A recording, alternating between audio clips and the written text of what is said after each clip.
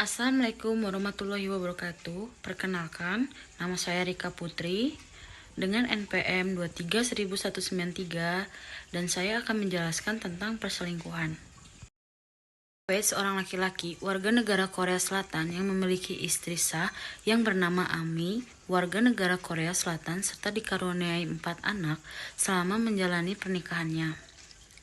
Awe baru-baru ini diketahui berselingkuh dengan warga negara Indonesia berinisial T dan membawa anak dari hasil pernikahannya bersama selingkuhannya. Kronologi kasus.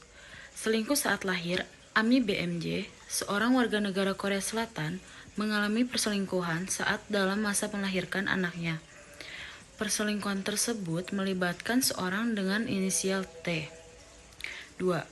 Anak dibawa akibat dari perselingkuhan yang terjadi saat Ami BMJ melahirkan.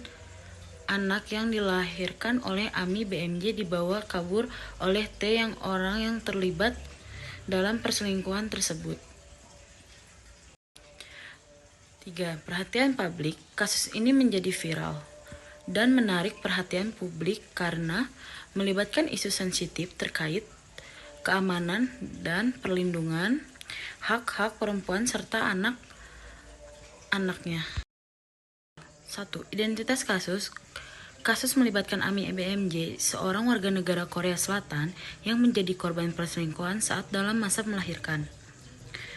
2. Membawa anak kabur.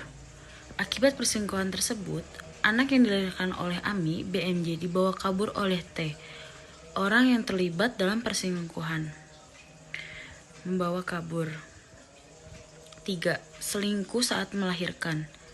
Ami BMJ menjadi korban perselingkuhan oleh seorang dengan inisial T saat dalam masa melahirkan anaknya.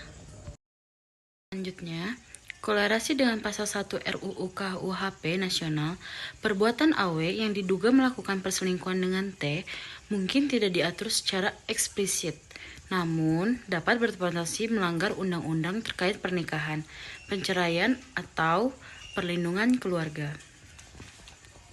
2. Kolerasi dengan pasal 2 RUU KUHP nasional, tindakan AW dapat dianggap melanggar nilai-nilai moral, etika, dan hukum yang berlaku seperti hak anak untuk mendapatkan asuhan dari kedua orang tuanya dan hak perempuan untuk perlindungan terhadap kekerasan.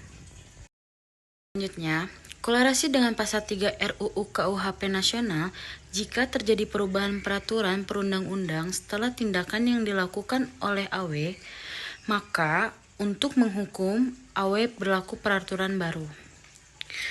Kolerasi dengan pasal 4 RUU KUHP nasional, tindakan AW seperti pengusiran Ami, penahan bayi secara ilegal, penolakan hak kunjungan, dan pelanggaran pemberian ASI eksklusif dapat dianggap sebagai tindak pidana. Selanjutnya, kolerasi dengan pasal 6 RUU KUHP nasional, tindakan AW dapat dianggap sebagai pelanggaran hukum internasional seperti penahanan bayi secara ilegal dan pengertian anak pendidikan anak. 2. Kolerasi dengan pasal 7 RUU KUHP nasional, pemerintah Indonesia dapat menuntut AW atas tindakan yang dilakukan AW apabila tindakan tersebut dilakukan di luar wilayah Indonesia berdasarkan perjanjian internasional yang ada. Kolerasi dengan pasal 8 RUU KUHP nasional, tindakan AW dapat dianggap sebagai tindak pidana di Indonesia, tetapi tidak dapat dijatuhi hukuman mati. Kolerasi dengan pasal 10 RUU KUHP nasional, tindakan AW terjadi antara Oktober 2023 hingga Februari 2024, termasuk pengusiran Ami dan penolakan hak kunjungan. Selanjutnya, koperasi dengan pasal 11 RUU KUHP nasional, tindakan AW terjadi di berbagai tempat seperti di rumah dan di rumah sakit.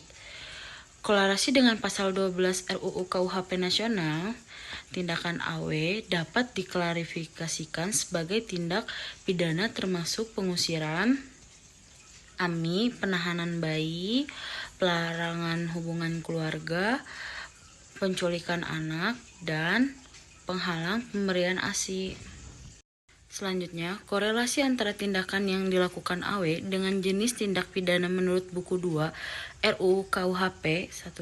Perselingkuhan dengan T, meskipun tidak secara eksplisit diatur, perselingkuhan dapat melanggar undang-undang terkait pernikahan, perceraian, atau perlindungan keluarga dengan pasal 284 sampai 288 RUU KUHP. 2. Pengusiran AMI. Pengusiran AMI dapat diklasifikasikan sebagai pengusiran atau penghilangan anak pasal 333 RUU KUHP. 3. Penahan bayi secara ilegal.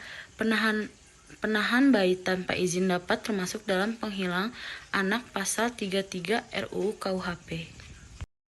Selanjutnya, kolerasi antara tindakan yang dilakukan AW dengan jenis tindak pidana menurut buku 2 RUU KUHP. 1. Penolakan hak kunjungan. Penolakan hak kunjungan dapat melanggar hak-hak orang tua dan anak, mungkin termasuk dalam pencemaran nama baik dan hak pasal 288 RUU KUHP. Pelanggaran pemberian ASI eksklusif meskipun tidak secara eksplisit diatur, pelarangan ini bisa masuk dalam kategori pelindungan anak dengan pasal 76A RUU KUHP.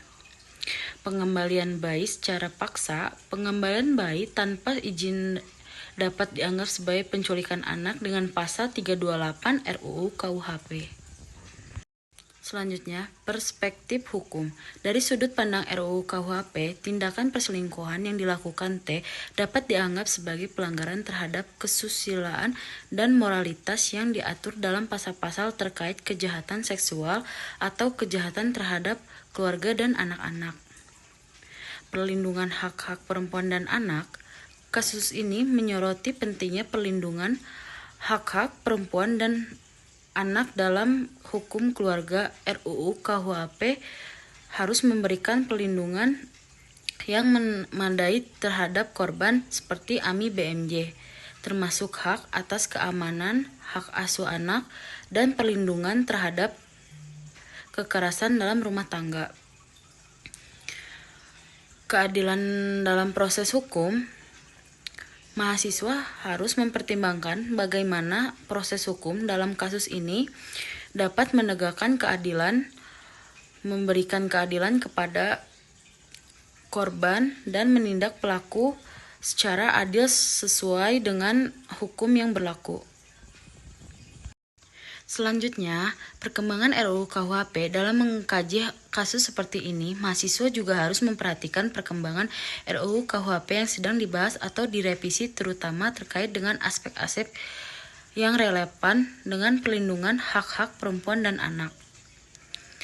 Dengan mempertimbangkan hal-hal tersebut, mahasiswa diharapkan dapat mengembangkan pemahaman yang lebih baik tentang aplikasi hukum dan kasus nyata seperti yang terjadi pada kasus AMI BMJ, serta memahami urgensi perubahan atau peningkatan dalam RUU KUHP untuk meningkatkan perlindungan terhadap hak-hak individu dalam masyarakat.